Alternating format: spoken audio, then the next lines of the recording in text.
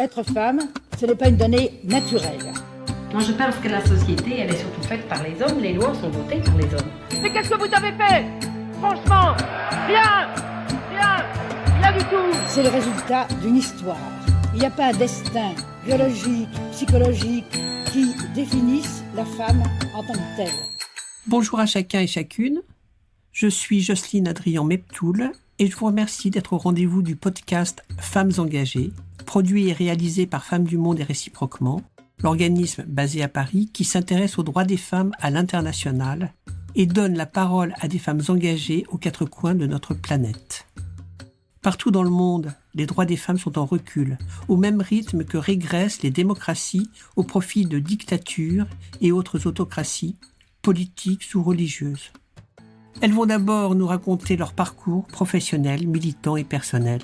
Et ensuite, pour finir sur une note plus légère, elles répondront à un petit questionnaire de Proust, revisité par Femmes du Monde et réciproquement. Aujourd'hui, nous recevons la franco-vietnamienne Linh Lan Dao. Bonjour Linh Lan. Bonjour. Linh Lan Dao est une journaliste, une essayiste et une activiste antiraciste française. Vous êtes plus française, mais vous avez des racines vietnamiennes, vous nous en parlerez. Vous êtes diplômée de Sciences Po Paris et vous êtes journaliste à France Télévisions. Vous êtes spécialisée dans le fact-checking et l'enquête en source ouverte. Vous nous expliquerez un peu ce que ça veut dire. Et vous avez publié un livre cette année qui s'appelle « Vous les Asiates » chez De Noël, je crois. C'est ça. Et qui dénonce le racisme anti-asiatique qui sévit bien comme il faut en France, comme tous les autres racismes. Mais celui-là, on en parle peut-être un peu moins. Voilà. Et vous êtes aussi membre de l'Association des journalistes antiracistes et racisés. Vous allez, chère Linh Lan, vous présenter. Eh bien, écoutez, c'est à vous.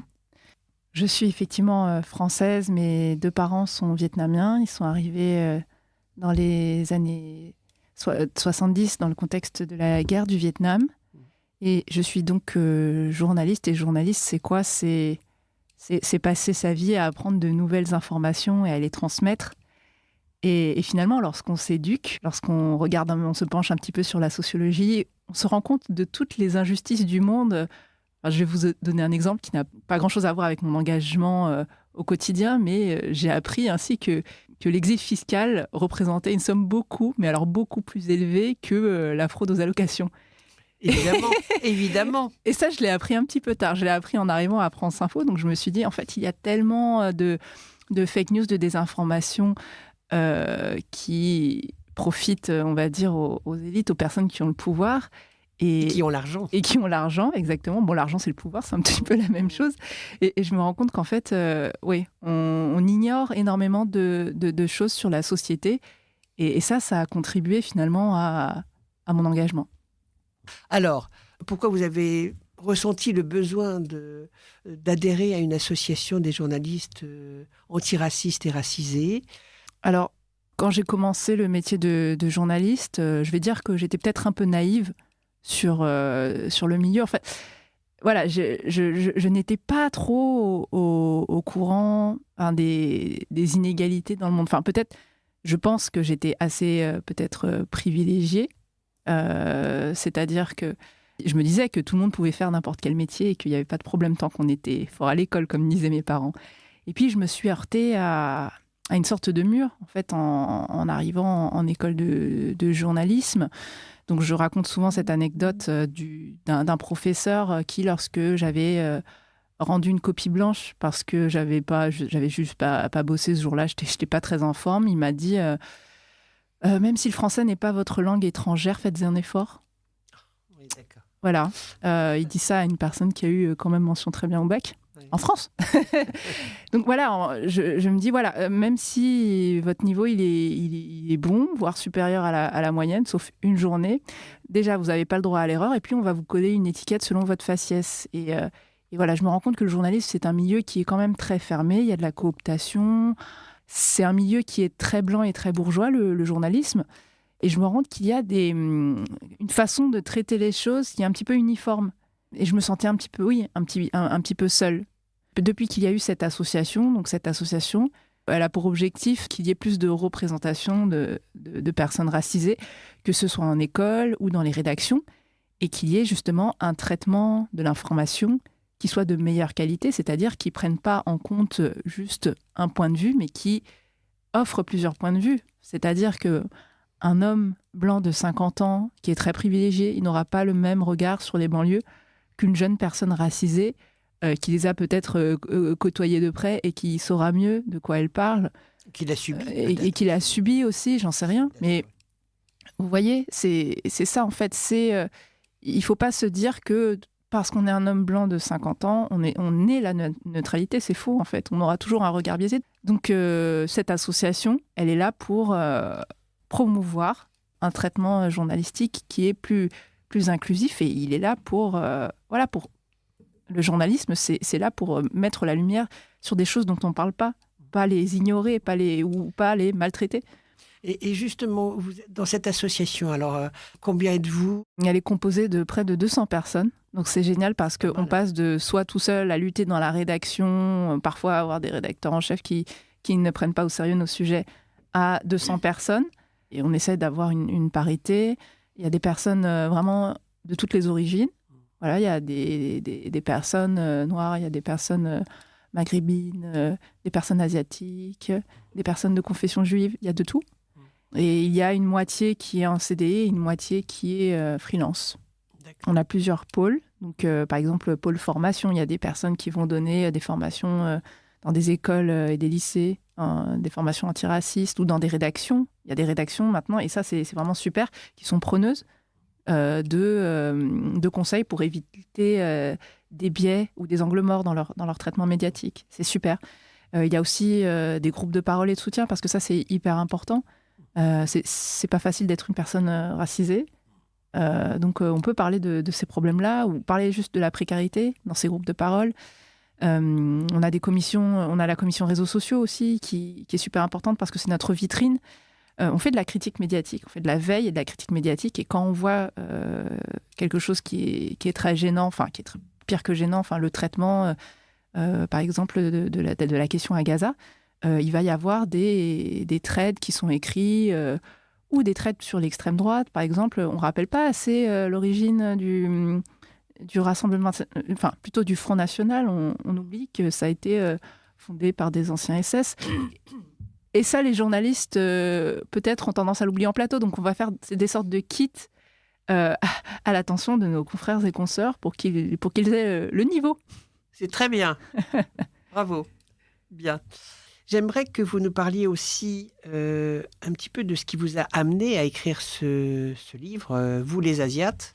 Vous êtes né en France, de parents vietnamiens, vous nous l'avez dit, mais j'imagine que vous le vouliez ou non, on vous renvoie à vos racines vietnamiennes. Oui, c'est ça. C'est-à-dire que je me réveille pas tous les jours en me regardant dans le miroir et en me disant « Ah, je suis viette ». Enfin, bien sûr, ça fait partie de mon identité, mais j'y pense pas à H24. Et voilà, il y a cette idée reçue que la France ne voit pas les couleurs. C'est absolument le contraire. Elle ne cesse de poser des étiquettes sur les personnes qui n'ont rien demandé. Donc, moi, en grandissant, j'avais des réflexions que je ne comprenais pas, que je trouvais complètement absurdes, sur mes origines, des gens qui me félicitaient pour mon niveau de français. Alors, je suis née en France. C'est ça. La fétichisation aussi. Je ne comprenais pas pourquoi il y a des hommes qui me pourchassaient juste à cause d'un faciès ou d'une docilité imaginaire qu'ils avaient projetée sur moi. En tant qu'asiatique. En tant que femme, asiatique. Plein de clichés. Et puis, sur le plan professionnel, la sensation de pédaler un peu dans la semoule. Donc, en fait, je vois toutes ces injustices qui s'accumulent. Et puis, à cette époque du Covid, qui est vraiment un tournant, où je vois plein de personnes asiatiques qui se font agresser en France, tabassées, etc. Quelques années avant, il y avait le sketch de Kev Adams et Gad Elmaleh qui, malheureusement, reproduisait les poncifs les plus nuls sur les Asiatiques, sur les Asiatiques qui mangent du chien ou des sushis avec un vieil accent. Et je me suis dit, en fait, c'est pas possible que l'on puisse continuer à accepter cette humiliation, ou cette invisibilisation, ou cette humiliation. Et en 2025, j'ai eu cette opportunité de publier un livre qui explique en fait les origines de ce racisme. En gros, ce que j'explique dans ce livre, c'est que les personnes qui sont asiatiques, elles ont à peu près finalement la même destinée que les autres personnes racisées de par l'histoire coloniale. Voilà, on est des anciens colonisés, on est en France, certes la colonisation c'est terminé, mais il y a les conséquences de la colonisation qui ruissellent, c'est-à-dire qu'il y a toujours dans l'esprit des gens cette hiérarchisation qui place les personnes perçues comme blanches. Rappelons que c'est une catégorie imaginaire. Enfin, les blancs, ils n'existent pas en tant que tels. C'est une construction sociale. Non, je confirme. Donc les blancs en haut, les asiatiques au milieu, les noirs et les arabes en bas. Oui. Et nous sommes utilisés, en fait, nous sommes complimentés, mais faussement complimentés, pour mieux taper sur les autres communautés. Et c'est ça, ce constat que je fais. Vous évoquiez le modèle d'intégration qu'on a en France et qui est de refuser de faire des quotas comme dans d'autres États européens pour respecter la diversité, etc. C'est une intégration républicaine à la française. Ça veut dire que nous sommes tous les enfants de la République, comme l'avait dit Jacques Chirac. Et malheureusement, c'est peut-être vrai, c'est écrit quelque part dans une loi, mais dans la pratique, c'est pas du tout ça, en fait. C'est pour ça qu'il y a une distorsion.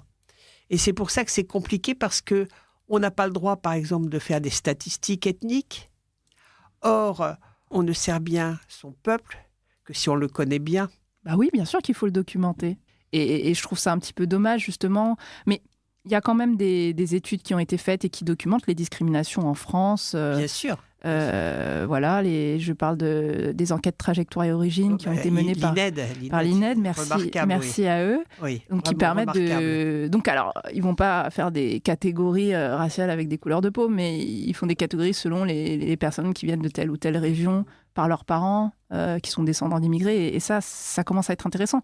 Parce que forcément, s'il n'y a pas de statistiques, on pourra toujours dire non, mais c'est dans votre tête, c'est une impression que vous faites. Mais là, dans ce livre, je montre qu'une méta-analyse qui a été faite sur plusieurs pays, et la France est le pays dans cette méta-analyse qui discrimine le plus à l'embauche. Et on montre, et cette étude, elle montre que comparé à une personne blanche, une personne perçue comme asiatique a 1,45 fois moins de chances d'accéder à un entretien d'embauche.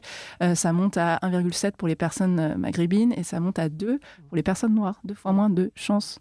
Malheureusement, le racisme, il est bien ancré et qu'il a de beaux jours devant lui, puisque plus les démocraties vacillent, plus on a le besoin de rejeter l'autre, de trouver un autre sur qui on puisse taper, quoi. Oui, mais c'est vieux.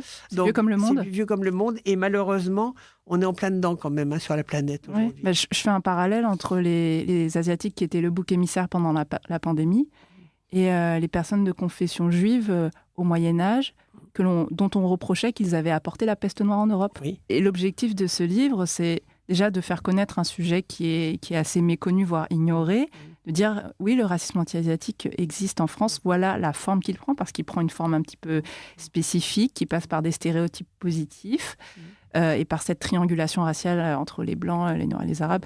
Et voilà, et c'est 2027 arrive bientôt, et j'ai envie que les personnes asiatiques se rendent compte, en fait, qu'elles n'ignorent pas tout ça, qu'elles ne se distancient pas, en fait, des autres personnes racisées, parce qu'on est dans le même bateau. Avant de passer à la deuxième partie de cette interview, j'aimerais avoir votre approche. Donc, vous êtes antiraciste. Est-ce que vous êtes féministe ? J'étais féministe avant d'être antiraciste. Et j'estime, souvent, on me pose la question, t'as vécu beaucoup de trucs racistes dans ta vie ? Je fais oui, mais pas autant que les violences sexistes et sexuelles. Oui. Enfin, malheureusement. Hein, mais c'est ce qui m'a le plus marqué dans ma chair, finalement. Donc oui, je suis profondément féministe. Oui. Ouais. Pourquoi ? La question, c'est plutôt pourquoi ne serait-on pas féministe ? Je ne comprends pas, c'est complètement absurde pour moi, l'idée que l'on puisse discriminer une personne sur la base de son genre ou de son origine perçue. Enfin, c'est pareil, en fait. C'est pourquoi est-ce qu'on va faire souffrir d'autres êtres humains, ou ne pas leur donner les mêmes chances juste parce que ces personnes sont différentes, en fait. Enfin, différentes, entre guillemets. On est quand même la moitié de la population, donc c'est bon. Je pense que c'est le même système de discrimination. C'est des pratiques qui se perpétuent, quel que soit l'objet, quoi. C'est-à-dire, l'objet, c'est de trouver un autre ou une autre qui soit un peu différent et qui soit vulnérable. Voilà, c'est ça le truc. Ouais. Enfin, qui est vulnérable ou on la vulnérabilise, en fait. C'est-à-dire Absolument. Oui. Oui, bien sûr. Alors, j'ai eu une certaine chance dans mon enfance, c'est que oui, j'ai grandi avec le patriarcat, mais c'était une sorte de patriarcat bizarre. Aux réunions de famille, par exemple, j'ai bien vu que c'était les femmes qui faisaient tout, et les hommes, ils étaient assis autour de la table, ils se grattaient le bide. Et ça, je m'en suis pas rendu compte. Je trouvais que c'était normal jusqu'à ce que ce soit un ex-copain un peu éveillé qui me le dise. Il me fait, bah, dis donc, dans ta famille, les hommes, ils font pas grand-chose. Et oui, je voyais les femmes s'activer et les gars, ils restaient comme ça. Et je me suis dit, waouh, c'est nul. Que ce soit des personnes vietnamiennes ou françaises ou d'origine oui, bien sûr. Alors, mixte. Moi, comme j'ai grandi dans une famille vietnamienne, je ne saurais pas trop dire comment ça se passe dans les familles françaises blanches. Mais bon, après, pour avoir un peu pareil, dîné, pareil, quand même. Ouais, j'ai vu beaucoup de femmes s'activer au fourneau et monsieur pas faire grand-chose ou papoter ou faire semblant de pas voir. Bref. Mais dans ma famille même, j'ai eu quand même une mère, alors voilà, qui avait une charge mentale plus, parce que mon père, il est parti vivre à l'étranger quand j'avais 8 ans, sans pour autant se séparer de ma mère. Mais du coup, elle devait élever 2 enfants en bas âge quand même, depuis 1995. Avec une vie d'infirmière à plein temps, donc forcément, elle était très crevée. Occupée, oui. Oui, pour moi, c'est une charge mentale et émotionnelle énorme. Mais c'est quand même une personnalité forte, c'est-à-dire qu'elle me racontait, normal, qu'elle avait visité le Pérou avec une copine à l'âge de 21 ans. Et ça, je pense que c'est pas mal. Et je me suis jamais vraiment fixée de limite à ce que je pouvais faire. Par exemple, moi aussi, j'ai énormément voyagé. J'ai voyagé seule en Amérique latine. Là, par exemple, j'ai un scooter, j'adore la vitesse. Enfin, en fait, je ne me fixe aucune limite. Et quand je croise des gens qui me méprisent sur la base de mon genre, je trouve ça d'une absurdité folle. Et c'est cool dans le sens où donc je n'ai pas vécu finalement avec une figure masculine patriarcale, donc qui était finalement absente, mais plutôt avec ces images de femmes fortes qui faisaient beaucoup, qui abattaient beaucoup de boulot, malheureusement, mais des femmes fortes quand même. C'est vrai que on rencontre un peu partout sur la planète des femmes qui subissent une domination masculine, un système patriarcal, mais qui sont extrêmement fortes et puissantes. Oui, résilientes. Ouais. Résilientes. Est-ce que c'est quelque chose que, en tant que journaliste, vous avez pu constater ailleurs, dans d'autres pays, dans d'autres régions ? Alors, pas forcément dans le cadre de mon métier de journalisme, mais oui, force est de constater que, où que je mette les pieds, il va y avoir du patriarcat, il va y avoir des violences. Donc, il y a du patriarcat en Asie, où on attend beaucoup de la femme asiatique. Il y a du patriarcat... en Amérique latine, donc j'ai vécu 1 an au Mexique. C'était quand même assez violent. Enfin, j'ai été en couple avec un homme mexicain et là, j'ai été victime de violences conjugales. Enfin, voilà. Après, ça peut arriver au Mexique, mais ça arrive en France aussi. Hein. Enfin, voilà, oui, bien sûr. Mais je me suis dit, mais merde, où que je mette les pieds, le patriarcat est là pour nous emmerder. Excusez-moi, mais... Non, mais au moins, c'est clair. Mais voilà, et c'est pour ça que, par exemple, il y a un monsieur qui m'avait posé la question, mais oui, les femmes voilées au Moyen-Orient, et j'avais envie de dire, ok, d'accord, mais ça ne devrait pas nous dispenser de regarder, avant de regarder la paille dans l'œil de ton voisin, voilà, balaye devant ta porte. Voilà, regarde la poutre qui est dans ton œil, parce qu'il y a du patriarcat en France aussi, et il faut pas, c'est pas parce qu'il se manifeste différemment qu'il faut pas s'en occuper. Absolument. Alors, qu'est-ce qui vous a amené finalement à vous engager petit à petit ? Est-ce que vous pouvez nous parler un petit peu plus de votre parcours personnel ? Oui, bien sûr. Donc voilà, j'ai quand même eu un traitement plutôt égalitaire. Par exemple, avec mon frère, il n'y a jamais eu de favoritisme. Hein. Mes parents, quand ils faisaient par exemple des virements financiers, c'était 50-50.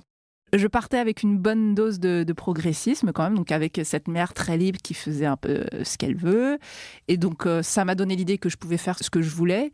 Et puis, il y a aussi, finalement, ça c'est un peu la partie un petit peu plus triste, mais c'est le fait de vivre de façon répétée des violences sexistes et sexuelles. C'est-à-dire que j'ai rencontré plusieurs hommes dans ma vie.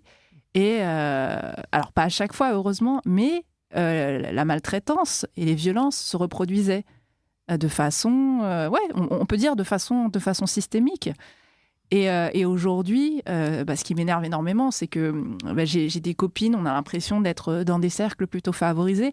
Et n'empêche, ce sont des copines qui, une fois qu'elles ont leurs enfants, elles font tout. Charge mentale. Le mec, il arrive, il se plaint parce qu'elle n'a pas préparé un plat différent de lundi alors qu'on est mardi. Mais j'ai envie de dire, mais fais-le toi-même, quoi, gros con. En fait, voilà, ou une autre copine qui me rapporte des histoires de charge mentale, qui lui demande, mais limite, comment peler un oignon ? Ah bah, tu sors le couteau. Oui, après, je fais quoi ? Bah, tu le coupes en deux. Oui, après, je fais quoi ? Mais voilà, mais en fait, alors là, c'est vrai que c'est ce qu'on appelle zéro charge mentale. Oui, ça peut faire rire, mais voilà, charge mentale, charge émotionnelle. Et charge émotionnelle, j'en suis plein dedans. Maintenant, j'en ai marre d'être la personne qui, par exemple, fait gaffe au bien-être du couple.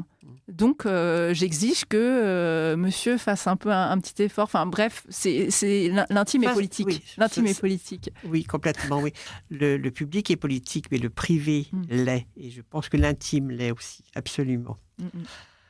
Bien, donc, c'est tout ça. C'est le sentiment d'une injustice, finalement, et de l'inégalité. Ouais. C'est un mélange de colère et de liberté. Je suis très en colère de tout ce qui s'est passé. Je suis très en colère que ça perdure. Et la liberté, c'est je me sens légitime pour prendre la parole. Et aussi, pour ajouter, je suis une femme, mais j'ai aussi, je sais pas si on peut dire une sorte de... Ouais, un handicap. J'ai un trouble de l'attention et de l'hyperactivité, un TDAH. Et apparemment, les TDAH, ils sont très, très, très à cheval sur les injustices. C'est presque obsessionnel, quoi. C'est presque obsessionnel, genre, mais ça devrait se passer comme ça, c'est pas logique. Voilà, je trouve que le monde est absolument pas logique. En fait. Il est en tout cas particulièrement injuste, ça c'est vrai. Oui. J'aurais bien aimé que vous me parliez peut-être un peu plus de vos racines vietnamiennes et des femmes dans ce pays que vous connaissez, ou en tout cas qui a nourri votre personnalité d'aujourd'hui. Oui, je me suis toujours demandé, en allant au Vietnam, s'il n'y avait pas une forme de matriarcat, parce que on parle souvent des femmes soumises en Asie. Je vois pas trop ça au Vietnam. Les femmes dans ma famille étendue, ce sont des femmes qui bossent dur, parfois qui gagnent plus que monsieur, ou qui aident à tenir l'entreprise, ou que le mari va consulter en lui donnant beaucoup d'importance, en disant « ouais, maintenant on fait quoi ?» etc. Donc je pense qu'il y a une sorte de matriarcat. Mais voilà, la perversion de ce matriarcat, c'est qu'il peut y avoir énormément de charge mentale sur ces femmes qui doivent prendre les décisions principales du foyer. Et là, on a pu me dire « Ah, mais c'est super, elle gère tout. » Non, je me dis « c'est super, c'est pas spécialement un pouvoir. Je pense que monsieur, il devrait s'investir aussi un petit peu plus. » Mais voilà, j'ai pas cette image de femme soumise du tout. Et je sais que mais le sexisme existe évidemment au Vietnam, mais je sais que parmi les combattantes du Viet Minh, il y avait des femmes extraordinaires. J'ai pu voir à Hanoï le musée de la femme, qui est quelque chose d'absolument impressionnant et qui montre effectivement des héroïnes du quotidien et dans la guerre qui sont absolument impressionnantes. Oui. Si je comprends bien, votre prochain bouquin, vous avez déjà le titre, Le matriarcat au Vietnam. Peut-être. Bien. Nous allons passer à la fin de notre entretien avec le petit questionnaire de Proust revisité par Femmes du Monde et réciproquement. Quel est le principal trait de votre caractère, Linh Lan ? Colérique. Quelle est la qualité que vous préférez chez un homme ou chez une femme ? Bienveillant. L'un ou l'autre ? Hommes et femmes. Ah oui, chez les deux, oui, chez les deux. Ouais. Quel serait donc votre principal défaut et votre principale qualité ? Ce qui n'est pas forcément le trait de caractère. La franchise. Parce que des fois, il faut enrober. Quand on dit les choses, on ne peut pas dire les choses comme on le pense à tout le monde. Ouais. Et c'est aussi votre principale qualité ? Ah oui, oui. D'accord. Si vous aviez une baguette magique, qu'est-ce que vous changeriez dans le monde ? J'aimerais que tout le monde se sente en paix. Voilà, mais bon, ça revient un peu à contrôler les émotions des autres, mais ouais, ça me ferait vraiment plaisir que tout le monde soit apaisé. Quel est le pays où vous désireriez vivre ? Ouais, je pense l'Amérique latine, ça me plairait bien. D'accord. Oui, le Brésil, peut-être. Ni le Vietnam, ni la France. Non. Ni l'Asie, ni l'Europe. Non. D'accord. Est-ce que vous avez une couleur préférée ? Le rouge. Est-ce qu'il y a une fleur que vous aimez particulièrement ? Alors, le muguet, parce que c'est mon prénom. Voilà, c'est pas objectif. Linh Lan, ça veut dire muguet. C'est très joli, Linh Lan, c'est très doux. Quels sont vos auteurs et autrices favoris ? Alors, Gabor Maté. C'est un médecin qui a écrit un livre génial sur le TDAH qui s'appelle Scattered Minds. D'accord. Et vos artistes préférés dans n'importe quel domaine de l'art ? Il y a juste Rihanna qui me vient là direct. D'accord, eh ben écoutez, Ouais. vous avez le droit. Non, parce que c'est une femme puissante après tout. Oui, Voilà, oui. et j'adore sa voix. D'accord, Oui. ok. Est-ce que vous avez un héros ou une héroïne qui vous sert un peu de flambeau dans la vie? Je dirais Angela Davis, elle est pas mal. Oui, elle est pas mal. En effet, comme vous dites, elle est pas mal. Est-ce que vous avez une cuisine favorite? La cuisine viette, c'est quand même objectivement la meilleure du monde. C'est en tout cas vraiment une des meilleures. C'est vrai qu'elle est très fine et Oui, très diététique. Ouais, Enfin, très c'est- diététique C'est une merveille, et voilà. effectivement. ouais. Vive la coriandre. Oui.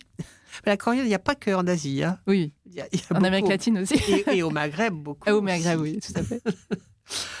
Est-ce que vous avez un mot favori? La paix. Est-ce que vous considérez qu'il y a une réforme politique qui a vraiment changé la société? Le droit à l'avortement. Oui. Certainement, oui. Absolument. Dans quel état d'esprit êtes-vous aujourd'hui? Au petit pessimiste. J'ai confiance en nos luttes. J'ai confiance en les générations qui viennent, qui sont très, très énervées. Je le dis souvent. Les gens qui ont 20 ans aujourd'hui, moi, à côté d'eux, j'ai l'impression j'ai l'impression d'être un peu molle. Et c'est bien. Oui. C'est bien. Mais pessimiste dans le sens où on a une fascisation du monde que l'on peut voir dans tous les pays démocratiques. Et oui. Et il faut protéger cette démocratie, en fait. Vous savez qu'il y a un recul des démocraties dans le monde. Exactement. Les régimes autoritaires ont triplé en 30 ans Ouais. dans le monde et on en est à près de la moitié Mhm. des États de la planète qui sont devenus des régimes autoritaires. Ouais. C'est quand même assez effrayant. Hein. Ouais. On a intérêt effectivement à se mobiliser pour la paix. Ouais. Et en France, on a entre guillemets la chance d'être encore dans un régime démocratique. Enfin, je goûte cette liberté Oui. quand je pense à mes parents de ce qu'ils ont fui. Absolument, Donc il faut préserver ça. C'est Complètement. très précieux. absolument. Est-ce que vous avez une devise, un mantra qui vous sert de guide dans la vie? L'échec, c'est pas vraiment un échec, c'est une leçon qu'on apprend. Je vois que vous êtes philosophe, en plus d'être une femme engagée. Et dernière question, quelle est justement la question que vous auriez aimé que je vous pose? Ça va bien. Alors, est-ce que ça va bien? Ça pourrait aller mieux, mais ça ira mieux. Très bien. Vous n'avez rien d'autre à ajouter? Non, je crois qu'on a tout dit. Eh bien, écoutez, merci beaucoup, Sherline Landau. Merci à vous. Vous venez d'entendre le podcast Femmes engagées, produit par Femmes du Monde et réciproquement, qui offre un micro aux femmes engagées partout dans le monde afin de faire entendre leur voix en toute liberté. Le podcast Femmes engagées est enregistré soit dans le studio La Poudre de la Cité Audacieuse, soit en micro nomade. J'ai eu le plaisir d'animer notre podcast Femmes engagées avec la participation de toute l'équipe de Femmes du Monde et réciproquement. Merci à Marie Cholet, Léa Robert, Huguette Klein, Mathieu de la Souchère, Flore Lefebvre, Anita Nicolas Bruder, Sophie Pouget-Larabi, Camille Goasduf, Hermine de Moissac, Okulani Panerio Langer. La musique et le montage sont assurés par Thomas Dor. Un grand merci à lui. Merci à chacun et chacune pour votre écoute et rendez-vous au prochain épisode. Être femme, ce n'est pas une donnée naturelle. Moi, je pense que la société, elle est surtout faite par les hommes. Les lois sont votées par les hommes. Mais qu'est-ce que vous avez fait? Franchement, rien, rien, rien du tout. C'est le résultat d'une histoire. Il n'y a pas un destin biologique, psychologique qui définisse la femme en tant que telle.